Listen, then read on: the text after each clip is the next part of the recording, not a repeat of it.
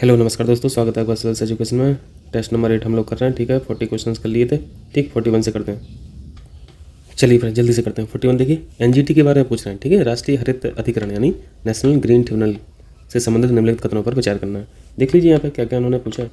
NGT के बारे में आप लोग जानते होंगे। एनजीटी एक्ट याद आ रहा? एनजीटी एक्ट 2010 का, वेरी वेरी इंपॉर्टेंट। ये एक्ट का ईयर भी पूछ लेता है। ठीक है, तो इसको भी याद रखना। एनजीटी का एस्टेब्लिशमेंट किसके द्वारा हुआ है? एक्ट के द्वारा हुआ है। ठीक है, एक्ट का मतलब है कि इसको संसद ने बनाया। ठीक है, संसद में अधिनियम के द्वारा बनी है ये बॉडी। तो जो बॉडी अधिनियम के द्वारा बनी होती है, एक्ट के द्वारा बनी होती है, उसे क्या बोलते हैं? उसे स्टैट्यूटरी बॉडी बोलते हैं। ठीक है, हिंदी में बोलते हैं इसे सांविधिक। ठीक है, पहली चीज़ है। और इस बॉडी का आप लोग काम जानते होंगे, पर्यावरण हो या फिर फॉरेस्ट हो या फिर नेचुरल रिसोर्स हो, इनसे अगर संबंधित कोई मुद्दा है तो ऐसे मुद्दों को जल्दी से सॉर्ट आउट करना। ठीक है, जल्दी से डिस्पोज ऑफ करना, डिस्पोजल करना। डिस्पोजल समझ रहे हैं? यानी निपटान करना। और ये जो डिस्पोजल हो रहा है इसको एक्सपीडाइट भी करना। ठीक है, ऐसा नहीं कि 2 साल लग जा रहा है, 4 साल लग जा रहा है। एक्सपीडाइट करना, तेजी लाना। ठीक है, चलिए। भाई सुप्रीम कोर्ट के पास नहीं है समय ना, हाई कोर्ट के पास नहीं है समय ना। और ये मुद्दा कैसा है? प्योर टेक्निकल मुद्दा है। यानी इन्वायरमेंट से रिलेटेड जो भी मुद्दे आते हैं वो टेक्निकल मुद्दे हैं। और अगर टेक्निकल मुद्दे रहेंगे तो फिर सुप्रीम कोर्ट के जज और हाई कोर्ट के जज को समस्या हो सकती है। ठीक है, क्योंकि आप लोगों को पता है कि यहाँ पे जज साहब जो हैं वो तो कानून की पढ़ाई पढ़े हैं ना, टेक्नोलॉजी थोड़ी ना पढ़े हैं। तो ये मुद्दा तो वहीं सॉल्व होना चाहिए जहाँ पे एनवायरनमेंट से रिलेटेड, वहाँ पे कौन हो? एक्सपर्ट हो। तो आप एनजीटी में देखेंगे, एनजीटी में मेंबर रहते हैं तो वहाँ पे आपको एक एक्सपर्ट एनवायरनमेंट से रिलेटेड मिलेगा। और एनजीटी 5 जगह सेट करती है, यानी 5 जगह बैठ सकती है। पहला तो आप लोग जानते होंगे हेडक्वार्टर तो कहाँ पे है? न्यू दिल्ली में। ठीक है, इसके अलावा 4 जगह और हैं जहाँ पे कभी कभी पूछ लेता है। ठीक है, तो वो 4 जगह भी याद रखें। और ये 4 जगह कौन सी हैं? चेन्नई, कोलकाता, पुणे, भोपाल। और 5वीं जगह कौन सी है? New Delhi. Very very important, इनको याद रखना 5 जगहों को। ठीक है, तो 5 जगह एनजीटी सेटिंग कर सकती है। ठीक है, और इनके चेयरमैन आप लोग जानते होंगे, सुप्रीम कोर्ट के जज इनके चेयरमैन होते हैं। ठीक है, और इनके जितने भी मेंबर हैं उनका रीअपॉइंट नहीं होता है। ठीक है, रीअपॉइंटमेंट अलाउ नहीं है एनजीटी में। ठीक, चलिए। और ये भी याद रखना कि ये स्टैट्यूटरी या संवैधानिक बॉडी है। ठीक है, संवैधानिक संस्था यानी कॉन्स्टिट्यूशनल बॉडी नहीं है। ठीक है, स्टैट्यूटरी बॉडी है। चलिए, क्योंकि किसी आर्टिकल में नहीं है ना, किसी आर्टिकल में नहीं रहती जब कोई संस्था, तो उसे कॉन्स्टिट्यूशनल बॉडी नहीं बोलता। तो यहाँ पे आप जल्दी से कर लीजिए क्वेश्चन। पहला पॉइंट क्या है? यहाँ पे इनके चेयरमैन केवल सुप्रीम कोर्ट के न्यायाधीश को नियुक्त किया जाता है। ये बिल्कुल करेक्ट है। ठीक है, सुप्रीम कोर्ट के जज ही रहते हैं चेयरमैन। दूसरा पॉइंट है इनके मेंबर्स का रीअपॉइंटमेंट नहीं होता है। ये भी बिल्कुल करेक्ट है। ठीक है, तो यहाँ पे दोनों पॉइंट सही है, सी ऑप्शन हो जाएगा। चलें आगे चलें। चलिए 42 देखिए जल्दी से। आसान सा क्वेश्चन है। निम्नलिखित में से कौन सा कार्बन भंडारण यानी कार्बन स्टोरेज की बात कर रहे हैं? ठीक है, कार्बन स्टोरेज का सर्वाधिक प्रचलित उदाहरण। तो कार्बन का स्टोरेज कहाँ होता है? जल्दी से बता दीजिए। आपको कोयला याद आ रहा होगा। ठीक है, तो कोयला क्या है? कोयला माइन से आता है ना, खुदाई होती है। किसकी खुदाई होती है? चट्टानी तो है। ठीक है, और कार्बन का क्या सोर्स है? कोल भी है, आपको पेट्रोल भी पता है यानी फ्यूल। ठीक है, फ्यूल भी कार्बन के बहुत बड़े सोर्स हैं। और क्या है? नेचुरल गैस भी कार्बन का बहुत बड़ा सोर्स है। तो ये हैं कहाँ पे? ये नीचे ही तो हैं, दबे हुए हैं चट्टानों। ठीक है, तो इसका आंसर सी ऑप्शन हो जाएगा।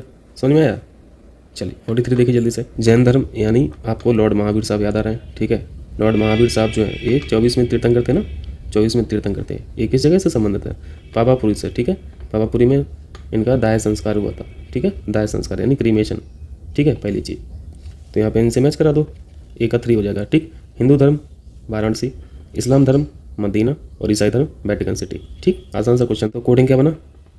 3, 4 और 1, 2 है ना, 34 बार हम लोगों का कोड बना। सी ऑप्शन हो जाएगा इसका करेक्ट। महावीर साहब के बारे में याद आ रहा? इनका जन्म कब हुआ था? 599 BC में। ठीक है, महावीर स्वामी ये बड़े थे महात्मा बुद्ध साहब से। ठीक है, महात्मा बुद्ध से। क्यों? क्योंकि महात्मा बुद्ध साहब की जो जन्म तिथि है वो क्या है? वो है 563 BC। ठीक है, चलिए 44 आ जाइए जल्दी से। कौटिल्य की पुस्तक अर्थशास्त्र का मुख्य आधार क्या है? कई बार पढ़े होंगे इस क्वेश्चन को, रट गया होगा अब तक तो। कौटिल्य को 2-3 नामों से और जानते हैं, इसको भी आप लोग पढ़ते होंगे। पहला तो बताइए जल्दी से, विष्णुगुप्त। ठीक है, विष्णुगुप्त। और इनको चाणक्य के नाम से भी जानते हैं। ठीक, और कौटिल्य साहब या फिर विष्णुगुप्त या फिर चाणक्य, ये थे कौन? ये टीचर थे, ये गार्जियन थे किसके? चंद्रगुप्त मौर्य। याद आ रहा? एम्परर चंद्रगुप्त मौर्य साहब।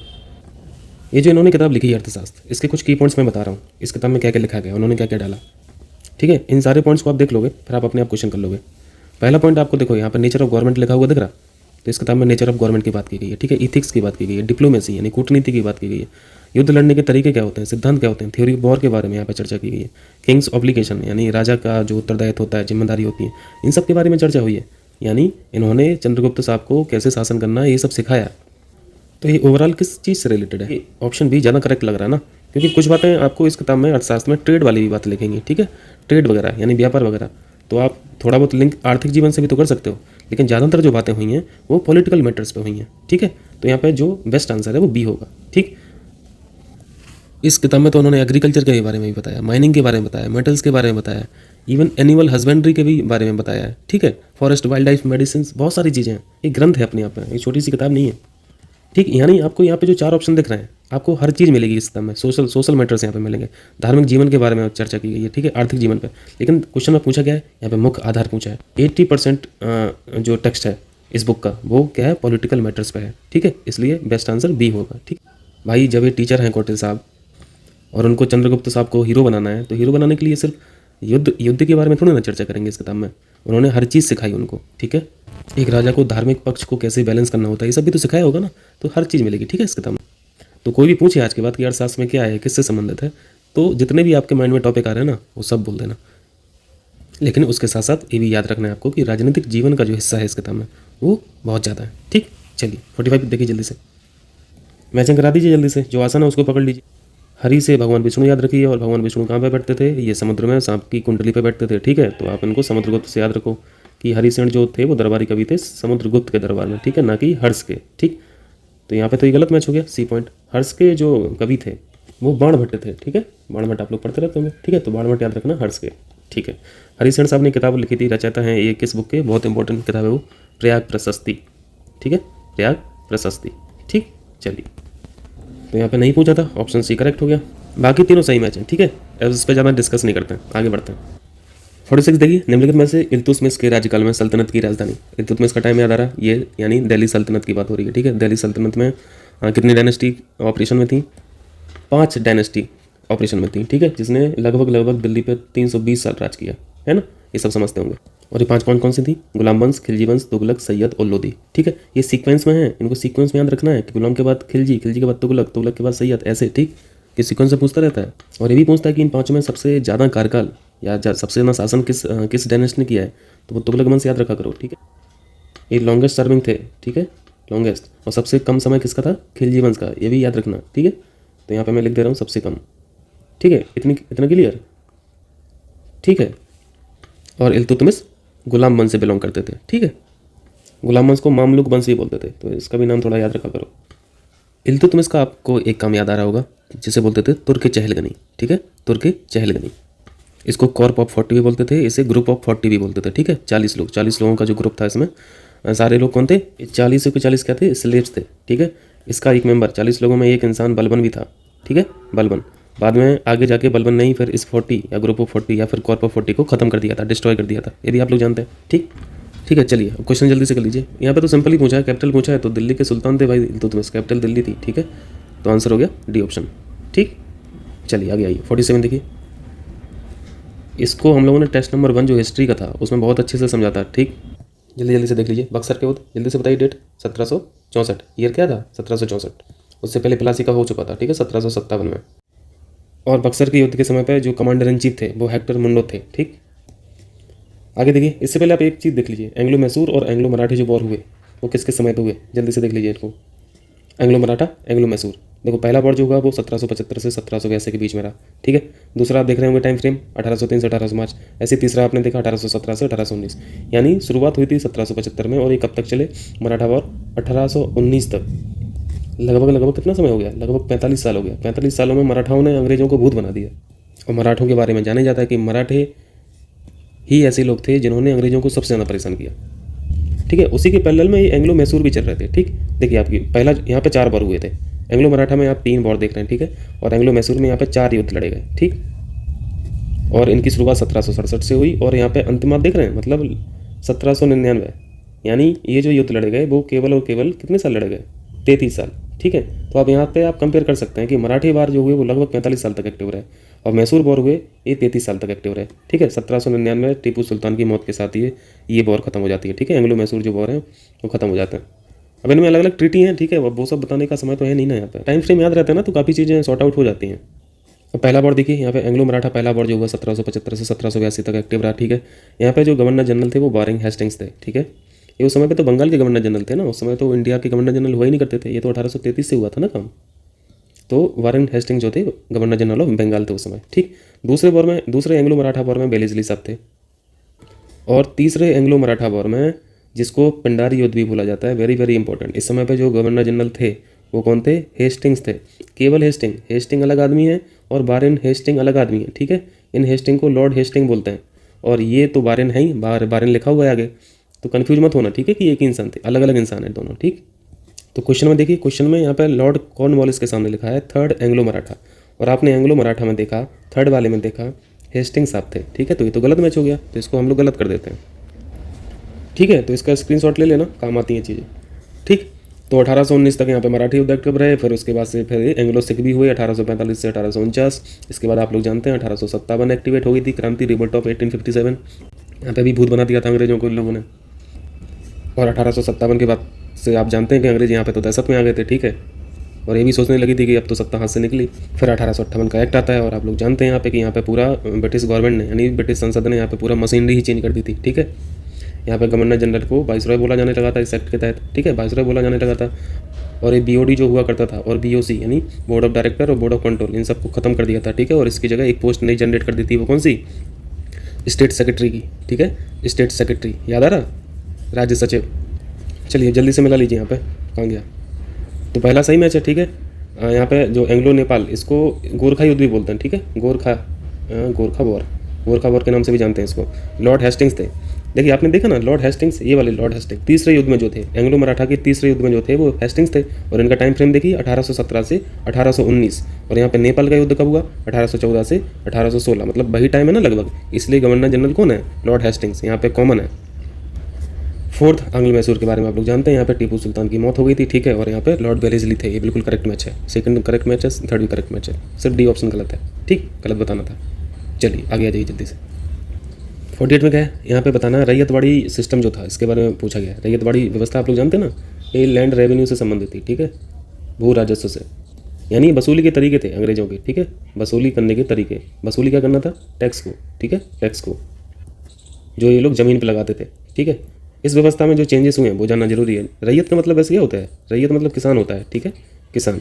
पहले क्या होता था, एक ज़मीन पे काम करने वाले लोग थे वो किसान होते थे, ठीक है। लेकिन मालिकाना हक किसान को ना होते हुए किसको होता था? जमींदारों को होता था, ठीक है। जमींदार पैसा कलेक्ट करके इन किसानों से, जमींदार देते थे किनको? ब्रिटिश को, ठीक है, ब्रिटिश गवर्नमेंट को पैसा जमींदार पहुंचाते थे। तो इस व्यवस्था ने, रैयतवाड़ी व्यवस्था ने इन जमींदारों को, ये जो बिचौलिए बीच में थे, मीडिएटर, इनका रोल खत्म कर दिया। और अब जो टैक्स देते थे वो डायरेक्ट किसान देते थे ब्रिटिश गवर्नमेंट को, यानी कंपनी को, ठीक है। कंपनी को डायरेक्ट किसान देते थे, रैयत देते थे, समझ में आया? इसलिए इनको मालिकाना हक भी दे दिया था किसानों को इस भूमि का, ठीक है। टैक्स वही देंगे तो मालिकाना हक भी उन्हीं को। इतने चेंजेस हुए थे, ठीक है। तो ये दो चार बातें थी रैयतवाड़ी व्यवस्था में। ये भी आपको देखना है कि एक्टिव कहाँ थी, क्योंकि अलग अलग जगह पे अलग अलग व्यवस्थाएं चल रही थी। जैसे मद्रास में एक्टिव थी ये रैयतवाड़ी व्यवस्था, ठीक है, बम्बई में थी, असम के कुछ भागों में थी, ठीक है। तो ये क्षेत्र भी याद रखना है। इस सिस्टम को लाया कौन था? इनका नाम बहुत जरूरी है, बहुत इंपॉर्टेंट है। इनका नाम क्या है? सर थॉमस मुनरो, ठीक है, याद रहेगा, सर थॉमस मुनरो। चलिए ठीक है। इनके साथ आपको एक नाम और याद रखना है, किनका? रीड का, कैप्टन रीड, याद रहेगा, कैप्टन रीड में लिख दे रहा हूँ।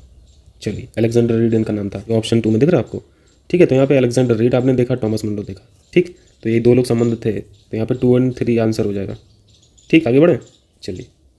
49 आसान सा क्वेश्चन है। प्रार्थना समाज के संस्थापक कौन थे? प्रार्थना समाज आप लोग समझ रहे होंगे, प्रार्थना समाज को आप लोग समझते होंगे, ये रिलीजियस और ये सोशल रिफॉर्म था, ठीक। और इनके जो फाउंडर थे, फाउंडर तो आत्मारंग पांडुरंग साहब थे, ठीक है।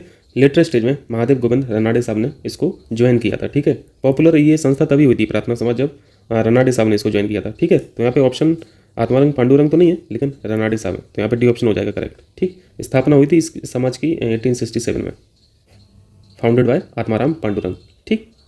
आपने ब्रह्म समाज भी पढ़ा होगा, ठीक है। तो उसी से सब मिलते जुलते थे, ठीक है। इनका जो ऑब्जेक्टिव था वो सब मैच करता था एक दूसरे समाज से। 50 क्वेश्चन में क्या है? यहाँ पे उग्रवादी पूछा है, उग्रवादी यानी एक्सट्रीमिस्ट, एक्सट्रीमिस्ट। तो आपने ये ट्रिनिटी तो आप जानते होंगे, बाल, पाल और लाल की, यानी बाल गंगाधर तिलक, बिपिन चंद्र पाल, ये जो सी ऑप्शन में आपको दिख रहा है, और लाल ये लाला लाजपत राय। तो ये तो एक्सट्रीमिस्ट लोग थे ना, और अंग्रेजों को देखते ही उनकी छाती में गोली मारने वाले लोग थे सब, ठीक है। तो एक्सट्रीमिस्ट हुए ना, तो यहाँ पे सी ऑप्शन हो जाएगा करेक्ट, ठीक। चलिए 51 देखिए, पहला पॉइंट पढ़िए। उससे पहले 1939 Tripuri session, Tripuri session, INC, Indian national Congress, याद आ रहा? अध्यक्ष कौन थे? चेयरमैन कौन थे? यही थे, सुभाष चंद्र बोस साहब, सुभाष चंद्र बोस साहब। त्रिपुरी कहाँ पे? जबलपुर, ठीक है, MP। और 1939 से एक साल पहले 1938, जल्दी से बताइए कौन सा सेशन है? बहुत इंपॉर्टेंट है वो, क्योंकि सुभाष चंद्र बोस साहब का ही वो सेशन था। इसको आप हरिपुरा सेशन के नाम से जानते हैं, ठीक है, हरिपुरा, याद आ रहा?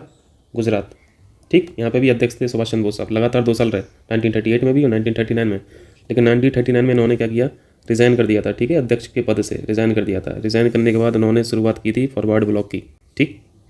रिज़ाइन करने के कारण तमाम है, अब आप लोग जानते हैं विचारधाराएं अलग अलग थी। इंडियन नेशनल कांग्रेस में भी 2 ग्रुप हुआ करते थे, ठीक है, गरम दल हुआ करता था, नरम दल, दोनों की विचारधाराएं अलग थी। सुभाष चंद्र बोस साहब की विचारधारा बिल्कुल अलग थी, ठीक है। तो हमेशा कोल्ड वॉर चलता ही रहता था, तो इन्होंने अपना एक सेपरेट यहाँ पर पॉलिटिकल पार्टी बना डाली, ठीक है। तो इसमें स्थापना वर्ष याद रखना 1939, ठीक है। उसी तरह हिंदुस्तान रिपब्लिकन सोशलिस्ट एसोसिएशन, इसे बोलते थे HSRA, ये भी क्रांतिकारी संगठन था, ठीक है, रेवोल्यूशनरी ऑर्गेनाइजेशन। इस संस्था का पहले नाम सिर्फ HRA था, ठीक है, HRA यानी हिंदुस्तान रिपब्लिकन आर्मी, ठीक है। बाद में नाम इसका चेंज करके हिंदुस्तान रिपब्लिकन सोशलिस्ट एसोसिएशन कर दिया गया, ठीक। आपको इसको समझने के लिए एक घटना याद करना पड़ेगा, 1922 चौरी चौरा कांड। 1922 में आपको पता है कि कुछ किसान वहाँ पर चौरी चौरा में पुलिस के द्वारा मार दिए गए थे, ठीक है। फिर बाद में इसके रिएक्शन में क्या हुआ, पुलिस स्टेशन को आग लगा दी थी, ठीक। फिर गांधी जी ने क्या किया, उस समय पर जो नॉन कोऑपरेशन मूवमेंट चल रहा था, उसको वापस ले लिया था, ये सब आप जान रहे हैं। तो गांधी जी के इस निर्णय से ना तबाही मच गई थी INC के अंदर, क्योंकि ये गांधी जी का खुद का डिसीजन था नॉन कोऑपरेशन मूवमेंट को ख़त्म करने का, वापस लेने का। इन्होंने किसी कमेटी से चर्चा नहीं की थी, ठीक है। तो हुआ कि अल्टीमेट INC 2 ग्रुप में बढ़ गई। पहला था लिबरल, ठीक है, और दूसरा था रिवेलियन। तो इन लिबरल्स ने क्या किया था, आपको पता है, स्वराज पार्टी याद आ रही? स्वराज पार्टी, अब लिंक कर रहे हो ना, स्वराज पार्टी का गठन इसी एगिटेशन पे हुआ था। स्वराज पार्टी का गठन इसी गांधी जी का जो डिसीजन था खुद का ख़त्म करने का, वापस लेने का नॉन कोऑपरेशन मूवमेंट को, उसकी नाराज़गी में बनी थी स्वराज पार्टी लिबरल्स के द्वारा, ठीक है। और इनके मेंबर्स कौन थे, फाउंडर मेंबर स्वराज पार्टी के? आपको पता है, मोतीलाल नेहरू और चित्तरंजन दास, ठीक है, CR दास। और इन रिवेलियन ने क्या किया, रिवेलियन ने किया था, ये जो आपको दिख रहा है यहाँ पे, ये HSRA दिख रहा है, जो HRA दिख रहा है, ये यहीं से उत्पन्न हुई है। HRA की स्थापना इसी नॉन कोऑपरेशन मूवमेंट की अचानक समाप्ति का परिणाम है। तो गांधी जी के इस एक्शन में, नॉन कोऑपरेशन मूवमेंट को खत्म करने के एक्शन में, यहाँ पे बिस्मिल साहब का दिमाग खराब हो गया, ठीक है। बिस्मिल साहब, रेवेलियन ग्रुप को लीड कौन कर रहे थे? बिस्मिल साहब, राम प्रसाद बिस्मिल, ठीक है, राम प्रसाद बिस्मिल। इन्होंने क्या कर डाला, इन्होंने HRA की स्थापना कर डाली। कौन HRA? जिसकी अभी यहाँ चर्चा हो रही थी, ठीक है। चलिए अब समझ में आया ना, ठीक है। तो यहाँ पे कुछ पॉइंट्स थे, इनका स्थापना वर्ष भी पूछता है तो वो भी जान लीजिए। HRA की स्थापना 1924 में ही हो गई थी, ठीक है। 1923 में स्वराज पार्टी बनी, 1924 में HRA बना, ठीक है। फिर इसका नाम बदल के HSRA हो गया, ये 1928 में हुआ ये काम, ठीक। और HRA की स्थापना कानपुर में हुई थी, ठीक है। और HSRA की स्थापना आप लोग पढ़ते होंगे, फिरोज शाह कोटला मैदान याद आ? फिरोज शाह कोटला, न्यू दिल्ली, ठीक है, न्यू दिल्ली में स्थापना हुई थी, वही चीज़ है, ठीक। भगत सिंह HRA के भी मेंबर थे और HSRA के भी मेंबर थे, और ये नाम चेंज हुआ था HRA से HSRA, ये भगत सिंह साहब ने ही कहा था, ठीक है, नाम चेंज करने के लिए। चलिए अब जल्दी से क्वेश्चन करिए, इसको मिटा लें, जब तक आप लोग पढ़िए। सुभाष चंद्र बोस ने फॉरवर्ड ब्लॉक की स्थापना की, बिल्कुल करेक्ट है पहला पॉइंट। सेकंड पॉइंट पढ़िए, भगत सिंह HSRA के फाउंडर मेंबर में से एक थे, तो करेक्ट है। तो यहाँ पे दोनों सही है ना, तो यहाँ पे C पॉइंट हो जाएगा, ठीक। चलिए आगे आ जाइए। 52 PDF खत्म हो गई क्या? 52 देखिए, 52 में बाजार कीमत पर GDP से संबंधित यहाँ पे हम लोग को बताना है। बाजार कीमत समझ रहे हैं, यानी मार्केट प्राइस, ठीक है, market price. GDP market price पे पूछ रहे हैं, ठीक है। एक GDP आपने पढ़ा होगा फैक्टर कॉस्ट पे, ठीक है, फैक्टर कॉस्ट यानी कारक लागत। GDP आप लोग समझते होंगे, GDP यानी देश के अंदर, देश की बाउंड्री के अंदर एक साल में जितना भी गुड्स प्रोड्यूस हो रहा, जितना भी सर्विस प्रोड्यूस हो रहा, ठीक है, उन सभी का जो मार्केट वैल्यू है सबको जोड़ दो, ठीक है, जो वैल्यू आएगी वही GDP है, ठीक। GDP में एक तरह से सारे ट्रांजैक्शन आप काउंट कर सकते हो, ठीक है। जैसे आप ओला बुक भी कर रहे हैं ना, ओला बुक करते हैं फिर उसका पेमेंट करते हैं, तो वो पेमेंट भी आपका GDP में जुड़ जाएगा। तो ओला से आप सर्विस लिए ना, तो ये सर्विस में काउंट हो जाएगा, ठीक। से एक छोटा सा एग्जांपल है, देखिए अब यहाँ पे मार्केट प्राइस और फैक्टर कॉस्ट समझ लीजिए। फैक्टर कॉस्ट तो समझ रहे होंगे ना, जैसे कंपनी है, कंपनी कोई प्रोडक्ट बनाती है, तो उस प्रोडक्ट को बनाने के लिए बहुत सारे कारक होते हैं। जैसे आप इंटरेस्ट ले सकते हैं, ठीक है, जैसे आप रेंट ले सकते हैं, उसको किराया भी देना पड़ता होगा, उसको कर्मचारियों का यहाँ पे वेतन भी देना, बेसिस वगैरह देने पड़ते होंगे, प्रोडक्ट का खुद का रॉ मटेरियल होगा, इसकी भी कॉस्ट होगी, ठीक है। तो ये सब फैक्टर हैं, ठीक है। अगर इन सबको काउंट करके यदि आप GDP निकालते हो तो फैक्टर कॉस्ट हो जाती है। अब कंपनी ने एक प्रोडक्ट बना लिया, ठीक है, ये प्रोडक्ट बना लिया, उसको मार्केट में बेचना है, ठीक है। तो मार्केट में बेचने से पहले गवर्नमेंट को टैक्स देना पड़ेगा कि नहीं देना? मार्केट में आते ही ये प्रोडक्ट पर टैक्स भी देना पड़ेगा, ठीक है। हो सकता है गवर्नमेंट इस प्रोडक्ट पे, ये प्रोडक्ट पे कुछ सब्सिडी भी दे रही हो, है ना। तो मतलब सब्सिडी से और टैक्स से किसी प्रोडक्ट की वैल्यू में उतार चढ़ाव हो सकता है ना, बिल्कुल हो सकता है। इसीलिए जीडीपी अगर मार्केट प्राइस आप निकाल रहे हैं तो आपको टैक्सेस को हटाना पड़ेगा, आपको सब्सिडी को हटाना पड़ेगा, तभी ना निकलेगा जीडीपी एट मार्केट प्राइस। अगर आप हर चीज़ को मिला लोगे, हर चीज़ को मिला लोगे तो हर चीज़ वही होती है फैक्टर कॉस्ट, ठीक है, सिंपल सा है। लेकिन आप जीडीपी एट फैक्टर कॉस्ट से इनडायरेक्ट टैक्स को हटा दे रहा है और सब्सिडी को भी हटा दे रहा है, तो वो जीडीपी क्या बन जाएगा, वो जीडीपी एट मार्केट प्राइस बन जाएगा। ठीक है, सिंपल है। ठीक है, इतनी चीज़ क्लियर है। यहाँ जीडीपी में आप डी को पकड़ लीजिए पहले। तो डी का मतलब यहाँ पे डोमेस्टिक होता है, घरेलू। तो डोमेस्टिक से क्या समझ में आता है? डोमेस्टिक से मतलब है कि खुद के ही घर में और इसी घर के सदस्यों द्वारा एक साल में जितना भी गुड्स और सर्विस प्रोड्यूस हो रहा है उसका मार्केट वैल्यू निकाल के जोड़ दीजिए सबको, ठीक है, तो वो जीडीपी बन जाएगा। तो यहाँ पे जो मैंने घर का एग्जांपल दिया, यहीं पे आप एक देश को ले लो बस, यानी देश की बाउंड्री के अंदर वहीं के लोग, वहीं के निवासी और उसी की बाउंड्री के अंदर, ठीक है। अगर डी की जगह एन आ जाएगा, जैसे जीएनपी आप पढ़ते होंगे, तो वहाँ पर नेशनल आ जाएगा। तो नेशनल तो बाहर भी जो रह रहा है, यूएसए में रह रहा है और इंडिया का वो सिटीजन है, तो वो नेशनल हो गया ना, तो वो फिर अलग चीज़ हो जाती है, ठीक है, उसको कभी और समझाएंगे। उसमें बाहरी लोग भी ऐड हो जाते हैं और घरेलू तो रहते ही हैं।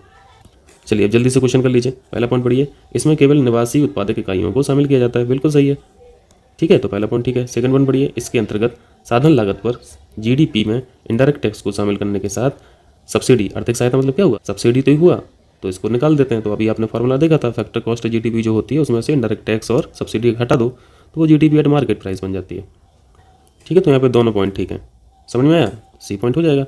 चलिए 53 देखिए, आप हाइड्रोपोनिक्स समझते होंगे। हाइड्रोपोनिक्स तो मिट्टी रहित जो प्लांटेशन करते हैं, मिट्टी की जरूरत नहीं होती है उसके लिए, प्लांटेशन के लिए, उसे बोलते हैं हाइड्रोपोनिक्स। इसके सामने तो केंचुआ पालन लिखा है, तो ये तो गलत हो गया, ठीक है। पोमीकल्चर, पोमीकल्चर यहाँ पे फलों का उत्पादन होता है, ठीक, ये बिल्कुल करेक्ट है।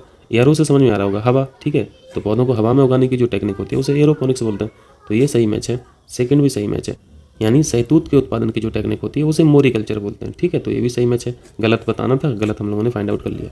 चलिए 54 देखिए, 54 में यहाँ पे इंडेक्स हैं और उनके संस्थान से, यानी जो उनको बनाती हैं वो पूछा है, उसको तो कई बार पढ़ते रहते होंगे, आसान सा है। मानव पूंजी सूचकांक यानी ह्यूमन कैपिटल इंडेक्स, ये ह्यूमन कैपिटल इंडेक्स, इसको कौन बनाता है? इसको वर्ल्ड इकोनॉमिक फोरम बनाता है, ठीक है। वर्ल्ड इकोनॉमिक फोरम की बहुत इंपॉर्टेंट ये इंडेक्स है, रिपोर्ट है, तो इसका 3 हो जाएगा, ठीक है। 3 में लिखा है world economic forum. Happy planet index, ये न्यू इकोनॉमिक फाउंडेशन के द्वारा बनाई जाती है, ठीक है, तो बी का 4 हो जाएगा। मानव विकास सूचकांक वेरी इंपॉर्टेंट, SDI, इसको तो बोलना ही नहीं है कभी। ह्यूमन डेवलपमेंट इंडेक्स कौन बनाता है? ये UNDP की बहुत इंपॉर्टेंट रिपोर्ट है, ठीक है। UNDP यानी संयुक्त राष्ट्र विकास कार्यक्रम, 2 ऑप्शन हो जाएगा इसका, ठीक है। तो इसका 3 हो गया, इसका 4 हो गया और इसका 2 हो गया। और लास्ट में है global peace index, very important, इसको कौन बनाता है? इसको तो हम लोग हमेशा पढ़ते रहते हैं, institute for economic and peace, IEP की हम लोग चर्चा करते हैं करंट अफेयर्स में, ठीक है। तो डी का 1 हो जाएगा, ठीक है। मिला लेना, पॉज कर लेना, सीख लेना। चलिए मैं मिला नहीं रहा हूँ यहाँ पे। चलिए 55 देखिए, 55 देखिए, आसान सा क्वेश्चन है, फ्यूचर मार्केट के बारे में पूछ रहे हैं, ठीक है। वायदा बाजार यानी फ्यूचर मार्केट। तो फ्यूचर से यहाँ पे हम लोग को समझ में आ रहा है कि ये आज की बात नहीं हो रही है, ये आगे के समय की बात हो रही है, आगे के समय के एग्रीमेंट की बात हो रही है, ठीक है। यानी यहाँ पे फ्यूचर कॉन्ट्रैक्ट्स की बात हो रही है, ठीक है, फ्यूचर कॉन्ट्रैक्ट, समझ में आया। यहाँ पे 2 पार्टी होती हैं, 2 पार्टी में यहाँ पे फ्यूचर एग्रीमेंट होता है और दोनों की सहमति से कि हम फ्यूचर में ये प्रोडक्ट खरीदेंगे या फिर बी प्रोडक्ट खरीदेंगे, या ए प्रोडक्ट को हम सेल करेंगे या फिर हम बी प्रोडक्ट को सेल करेंगे। फ्यूचर मार्केट आगे के समय में किसी प्रोडक्ट को परचेज करने या सेल करने से संबंधित है और इसमें प्री स्पेसिफाइड डेट भी यहाँ पे फिक्स कर ली जाती है, ठीक है। तो आप जल्दी से पढ़ लीजिए ऑप्शन, यहाँ पे पहले ऑप्शन मिलेगा विशेष वस्तुओं और सेवाओं के उत्पादन से बिक्री तक शामिल क्रियाओं से संबंधित बाजार। ऐसा तो नहीं पढ़ा हम लोगों ने। यहाँ पे देखिए इस तरफ आप सी पॉइंट पे पढ़िए, यहाँ पे क्या लिखा, वस्तुओं का फ्यूचर की किसी पूर्व निर्धारित यानी प्री स्पेसिफाइड डेट को क्रय विक्रय, परचेज और सेल से संबंधित बाजार है, यही सीखा हम लोगों ने, तो यहाँ पे सी पॉइंट हो जाएगा, ठीक। चलिए 56 देखिए, आसान सा क्वेश्चन है, विश्व में ग्रीन रेवोल्यूशन के जनक कौन थे? तो इनका नाम कौन नहीं जानता, नॉर्मनी बोरलॉग, ठीक है, ये USA के थे, ठीक। इनको ग्रीन रेवोल्यूशन का जनक माना जाता है। इन्होंने काम क्या किया था, इन्होंने व्हीट की जो वैरायटी है उनकी खोज की थी, ठीक है। और एक गेहूं की जो प्रजाति थी ये हाई ईल्ड वाली थी, ठीक है, इसलिए इनको हाई ईल्ड वैरायटी भी बोलते हैं, HYV, यानी इनका उत्पादन बहुत ज़्यादा होता था, यानी छोटे से क्षेत्र में, छोटी सी ज़मीन पे प्रोडक्शन बहुत ज़्यादा हो जाता है, ठीक है, तो मुनाफा बहुत ज़्यादा है किसानों को। हाई ईल्ड वैरायटी का मतलब है ज़्यादा पैदावार वाली फसलें, ठीक है। और इसके साथ साथ उन्होंने ऐसी वैरायटी की भी खोज की जो डिसीज़ रेजिस्टेंस थी, ठीक है, जिनमें रोग नहीं होते थे फसलों में। तो ये तो क्रांति वाली चीज़ ही है ना, क्योंकि किसानों का बहुत ज़्यादा नुकसान होता है, ठीक है। और इनको नोबेल पीस प्राइज़ ही मिला है, नोबेल पीस प्राइज़। चलिए आंसर ये हो गया। चलिए 57 देखिए जल्दी से, निम्नलिखित में से कौन सी दरें राष्ट्रीय आय में सम्मिलित नहीं की जा सकती? यहाँ पे नेशनल इनकम की बात कर रहे हैं। ठीक, तो आपने अभी जीडीपी पढ़ा था, ठीक है, डोमेस्टिक का मतलब भी पढ़ा था, यानी देश की बाउंड्री के अंदर और इसी देश के निवासियों द्वारा जो भी प्रोडक्शन हो रहा है गुड्स का और सर्विस का, इन सभी का मार्केट वैल्यू जो है सभी को जोड़ दो, वो जीडीपी बन जाती थी। नेशनल इनकम में आपको क्या करना है, बाहर से जो भी अर्निंग आ रही है, यानी एब्रॉड से, विदेश से भी जो भी इनकम हो रही है, यानी विदेश से भी जो इनकम हो रही है वो भी जोड़ना पड़ेगा। ठीक है, यानी आप यहाँ पे ऐसे लिख सकते हो, जीडीपी प्लस एब्रॉड से जो इनकम आ रही है, ठीक है, एब्रॉड से जो इनकम आ रही है वो नेशनल इनकम बन जाएगी। ठीक, बाहर से जो भी ट्रांजैक्शन हो रहे हैं वो सारे ऐड होंगे, ठीक है, नेशनल इनकम में। यदि आपके भैया लोग या फिर बहन लोग कोई बाहर रहता होगा, विदेश में रहता होगा, यदि वो पैसा यहाँ पे इंडिया में भेज रहे हैं, ठीक है, तो वो ट्रांजैक्शन भी यहाँ पे नेशनल इनकम में काउंट होगा। ठीक है, तो पहला पॉइंट पढ़िए, विदेशों से प्राप्त उपहार, ये बिल्कुल करेक्ट है। भारत में विदेशी बैंकों द्वारा अर्जित लाभ, बिल्कुल बाहर की बात है, अब्रॉड से इनकम आ रही है। वैज्ञानिक खोजों में प्रयोग की जाने वाली वस्तुएं, तो इनसाइड और आउटसाइड से जो भी ट्रांजैक्शन हो रहा है वो सब ऐड कर लो। ठीक है, तो ये भी सही हो जाएगा। चौथा पॉइंट, पब्लिक सेक्टर में जो उपक्रम है के विनिवेश से प्राप्त राशि, बिल्कुल ठीक है, ये तो देश की बाउंड्री के अंदर ही हो रहा है, तो काउंट हो ही जाएगा। ठीक है, तो सभी हो जाएगा।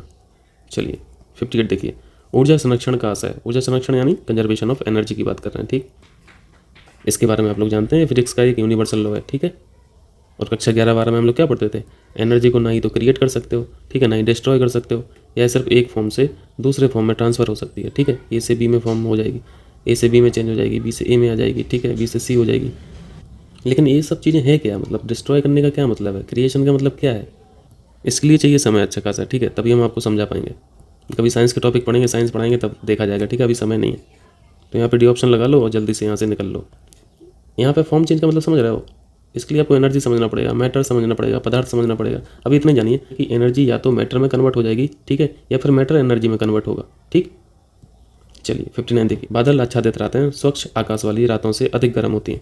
बादल आच्छादित रातें यानी क्लाउडी नाइट्स की बात कर रहे हैं। ठीक है, जब क्वेश्चन में लिखा ही है कि यहाँ पे क्लाउडी नाइट है, ठीक है, तो ये क्लाउड्स बना दिए, ये ग्लोब है, ग्लोब पे पानी है, यहाँ से जो एवापोरेशन हो रहा है, वेपराइजेशन हो रहा, तो ये वेपराइजेशन यहाँ पे ट्रैप हो जाएगा ना, फंस जाएगा। आगे आउटर स्पेस में कहाँ ये डिस्पर्स हो रहा है, डिस्पर्स नहीं होगा तो यहीं पे घूमता रहेगा। ये क्या घूमता रहेगा, वेपराइज मटेरियल यानी नमी। ठीक है, नमी तो मॉइस्चर रहेगा, ठीक है, मॉइस्चर बना रहेगा।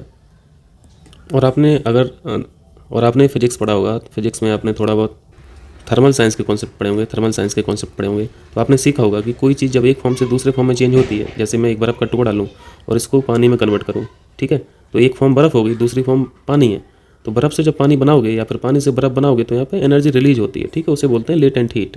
ठीक है, तो कहने का मतलब है कि जब भी फेस चेंज होता है एक हीट रिलीज होती है, जिसे लेटेंट हीट बोलते हैं। जब हीट है तो हीट क्या करेगा, गर्म नहीं करेगा भाई किसी चीज़ को। ठीक है, और रिलीज कहाँ हो रही है, इन्वायरमेंट में ही तो होगी। तो यहाँ पे आप सोच रहे होंगे यहाँ पे कौन सी लेटेंट हीट दिख रही है हमें, यहाँ पे मॉइस्चर है, तो मॉइस्चर कंडेंस होने की कोशिश करेगा कि नहीं करेगा, हाइट पे जाएगा, यानी फॉर्म चेंज हो रही है। यहाँ पे मॉइस्चर एक अलग फॉर्म है और कंडेंसेशन के बाद वाटर ड्रॉपलेट बनना एक दूसरी फॉर्म है। ठीक है, तो फेस चेंज जब होगा तो यहाँ पे हीट रिलीज होगी, और हीट रिलीज होगी तो गर्म रहेगा वातावरण। ठीक है, तो आपने फेस चेंज वाली बातें पढ़ी। ठीक है, फेस चेंज में एनर्जी रिलीज होती है, जैसे लेटेंट हीट बोलते हैं, लेकिन फेस चेंज में एक चीज़ याद रखना, टेम्परेचर नहीं बदलता है। ठीक है, चलिए छोड़िए, ये सभी ज़्यादा हो जाएगा, फिर यहाँ पे हम लोग इंजीनियरिंग थोड़ी ना कर रहे हैं, तो इसको मिटा लेते हैं, जल्दी से पढ़ लीजिए। तो यहाँ पे सीधा तीसरा ऑप्शन पढ़ लो, वही आंसर है। ठीक है, बादल वातावरण को आर्द्र बनाते हैं। आर्द्र कैसे बनाते हैं, वेट बनाते हैं, तो सीखा ना आपने मॉइस्चर वाला कॉन्सेप्ट। तथा ऊष्मा उत्पन्न करते हैं, तो ऊष्मा आपने लेटेंट हीट सीखा, तो वही तो है, सी ऑप्शन हो गया। चलो जल्दी से आगे बढ़ लो। अब ये क्या है, 60 देख लो जल्दी से। तो इसका आंसर तो इन्हीं के शब्दों में लिखा है। ठीक है, पहले तो आप ये बताइए, कॉन्वेक्स और कॉनकेव तो समझते होंगे। कॉन्वेक्स यानी उत्तल, ठीक है, कॉनकेव यानी अवतल। कोई लेंस है, ठीक है, अगर बीच में पतला है और साइड में मोटा होता जा रहा है तो ये कौन सा लेंस होता है, ये अवतल होता है। ठीक है, ये अवतल होता है। और वहीं दूसरी तरफ एक लेंस है, बीच में मोटा है, ठीक है, और साइड में पतला होता जा रहा है, ठीक है, तो उसे उत्तल बोलते हैं। ठीक है, चलिए अब जल्दी से पढ़ लीजिए। यहाँ पे वाई कॉन्वेक्स की बात कर रहे हैं, वाई उत्तल की बात कर रहे हैं। तो उत्तल आपने ये पढ़ा था, बीच में मोटा, ठीक है, तो वाई उत्तल में क्या हो जाएगा, दोनों पृष्ठ उत्तल हो जाएंगे। ठीक है, यहाँ पे दूसरे पॉइंट में लिखा है उभय अवतल, उभय भी लिखा है, अवतल भी लिखा है। ठीक है, और इंग्लिश में आप पढ़ेंगे तो इसे वाई कॉनकेव लिखे हैं, तो जो वाई कॉन्वेक्स में आप देखें भाई वाई कॉनकेव में हो जाएगा। वाई कॉनकेव में क्या हो जाएगा, दोनों पृष्ठ अवतल हो जाएंगे। ठीक है, यानी ऐसा हो जाएगा, ये लेंस है, ठीक है, ये दोनों तरफ सेंटर में पतला है। ठीक है, और बाई कॉन्वेक्स की अगर बात करें तो बाई कॉन्वेक्स ऐसा हो जाएगा। ठीक है, ये बाई कॉन्वेक्स हो जाएगा। तीसरे पॉइंट में बढ़िए, यहाँ पे समतल अवतल लिखा है, तो एक पृष्ठ समतल कर दो, दूसरा अवतल कर दो। ठीक है, डी ऑप्शन में यहाँ पे अवतल भी लिखा, उत्तल भी कर दो, तो एक पृष्ठ आप अवतल कर दो, दूसरा पृष्ठ उत्तल कर दो, सिंपल सा। ठीक है, बैठ के मिलाते रहना। ठीक, चलिए स्टार्ट हो गया। ठीक है, फिर कीजिए, इतना ही कीजिए प्रैक्टिस। आगे 2 दिन की छुट्टी है सैटरडे संडे में, तो उसमें थोड़ा स्पीड बढ़ाऊंगा। ठीक, और 25 तारीख तक हम आपको सारी PDF दे देंगे, यदि मैं वीडियो पूरा रिकॉर्ड नहीं कर पाया तो। चलिए, बहुत बहुत शुक्रिया आपका।